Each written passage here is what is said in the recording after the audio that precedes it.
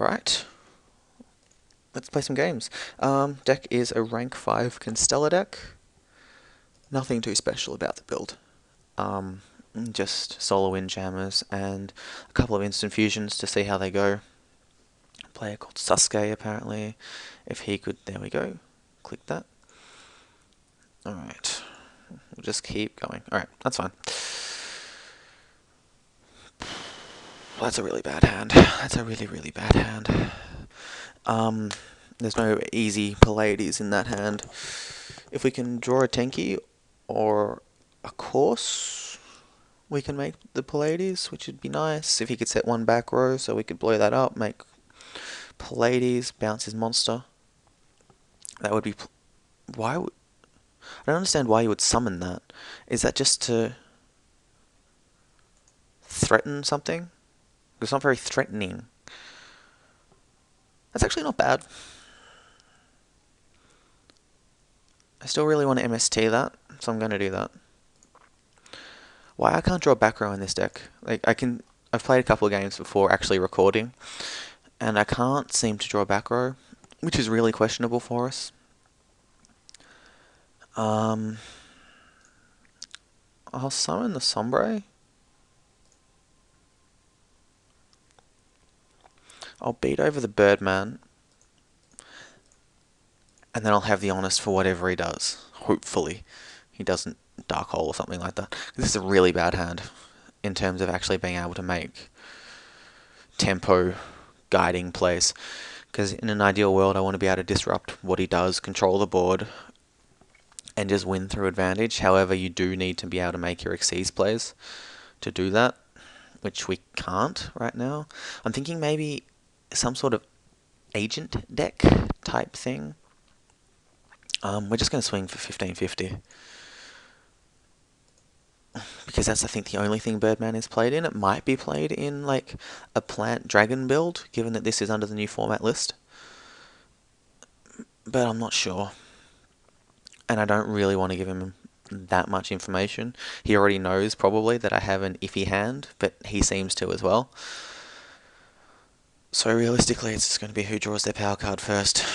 I needed that Sombre to resolve just to make sure I stuck a threat. I might be scaring him away with the possibility of Honest, which could be good. I wouldn't complain about that. Yeah, you wouldn't want to stop that anyway. You might drop a Trago on it, but even then it's a bit meh. Don't want to invest too much into this plays yet. Okay, go sir. If he does anything particularly questionable, we have the Veiler. If he does anything in terms of attacking, we have the Honest, which is nice. So, he's hoping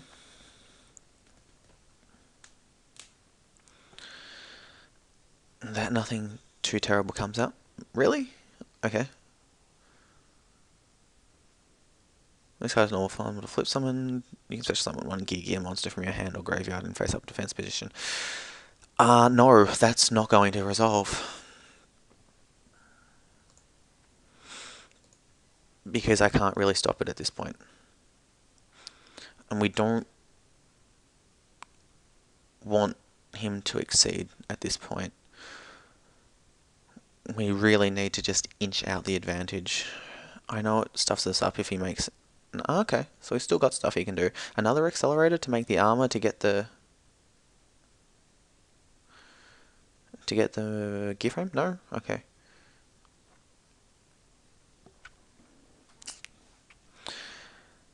See now, here I almost have to just randomly search and summon a Pollux.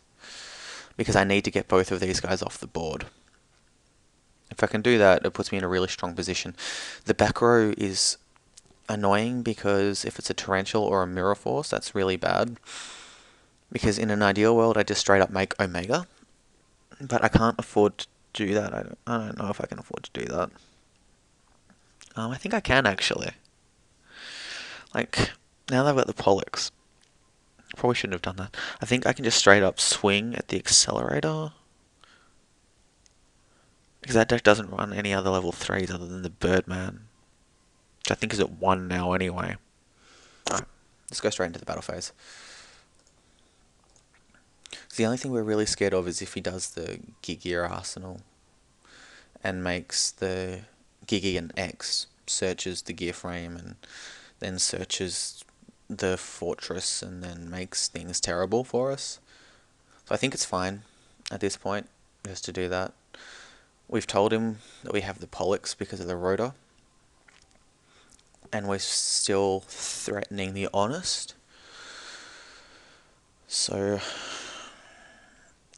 I really want to find out what that back row is before I actually commit to anything. Yeah, that's not surprising. Might actually need to summon into it this turn, sadly. Yep. Oh, yes. Yes, yes, yes, yes, yes. Absolutely perfect. If he has road, he has road. I can basically just explode now. Well, not explode, but I can go off and do annoying things. This should basically win us the game, because we'll be so far up on cards. We'll be able to make Omega. All of this good sort of stuff will be able to happen. If we force out the Judgment here, he'll be nearly dead anyway. So that was a really, really, really good draw. What did we get? We got the Phoenix Chain and we got a Compulse. Yeah, you see, if he chained a Compulse to a Pollux, that's actually not too bad, but it's certainly not ideal. We're going to keep the Pollux in the hand, but we will make Omega, I think. Yeah, make Omega. We make Omega. And I think in this case, it doesn't actually matter if he has Gauze, so we can push for the 17. Because we have the Honest, and we can still threaten that, and Dark Hole doesn't do anything to us. And I don't think he would have just dropped that Accelerator randomly if he had the Gauze, because he would have been hoping that he could compulse, that when we attacked, he would compulse his guy, and then maybe drop the Gauze off of that, which would have been really bad for us. But he's clearly not done any of the plays that would indicate trying to weaken us to a Gauze. So we can have that, we can be protected from attacks and from spells and traps. So the only thing we really lose out to is effects. So if he's like Splashing Bear or something, then we're in trouble for a turn, but then we've got the Reborn and the Sombre. So that's not so bad. The Omega is good because it protects from the back row. Sadly, I can't push for anything here. I would actually really like to be able to push for some damage. I guess I could get the Accelerator and do stuff with the Reborn, but that's really bad because I'm wasting such a powerful card that can just blow people out.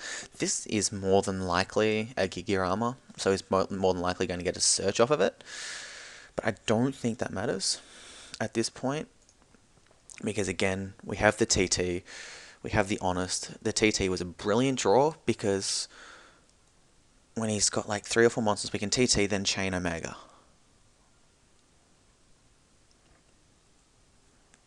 Okay. That's fine, main phase 2. We've drawn really well this game. Like, we haven't got the Course, we haven't got the Tenki, we haven't got the Bear, but we have all the answers. If he has an MST, that's kind of bad for us, but again, we can make it through the turn. Yeah, that's not too surprising. That's fine.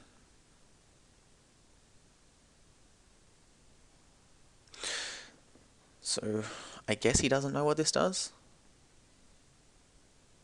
Pollux. That will protect all our dudes. He has now wasted a Dark Hole. He's got a Mark II and something else. That's fine. Gets the armor back. Is he going to flip the armor face down? Is that all he's got? That's not an issue. Wait, okay, so he doesn't really know how to play this deck properly. He should have flipped the armor with its effect. so we can get more cards. At the moment, he's just sort of playing defense. Good for us, bad for him. I feel like we can pretty safely summon the Pollux. Whether or not we summon the Sombre, I don't think we do. Yeah, once again, we clearly don't know what this does. So we're going to chain this, because once per turn during either player's turn, and we're going to protect all the Constellar dudes. And now we win. So now we're going to normal the Sombre because Pollux lets us normal again. And then we're going to activate the Sombre.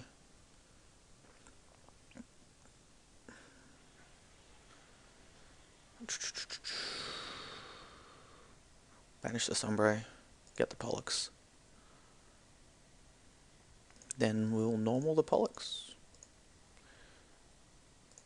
And that should be game. Like, I don't see anything that he's got. Yeah, we go. Okay, so the big thing there is that he just kept wasting his stuff on Omega. Omega is a really strong guy.